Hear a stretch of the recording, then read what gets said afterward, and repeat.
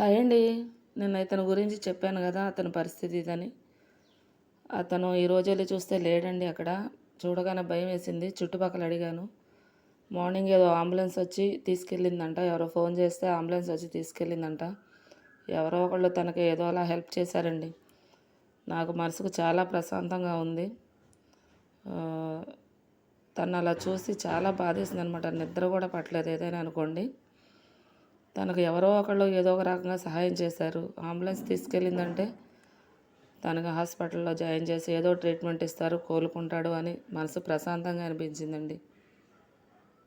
చూడండి అసలు తన పరిస్థితి ఎలా ఉందో. వాటర్ కూడా తాగడానికి ఎంత ఇబ్బంది పడ్డాడంటే చూడలేకపోయానమాట. ఈరోజు కూడా ఏదన్నా ఫుడ్ తీసుకెళ్దామని వెళ్ళే టయానికి అతను లేడండి అక్కడ. ఇప్పుడు అతని ప్లేస్లో ఇంకో అతను ఉన్నాడు. కానీ అతను చదువు బాగా ఎక్కువైనట్టు ఉంది. బుక్స్ పట్టుకొని తిరిగేస్తూ ఉన్నాడు. ఒక్కొక్కళ్ళు ఒక్కొక్కలా ఉన్నారండి ప్రపంచంలో. ఒక్కొక్కళ్ళది ఒక్కొక్క బాధ. మనం అందరి కష్టాలు తీర్చలేకపోవచ్చు. ఇతర సహాయం అందింది. Thank you so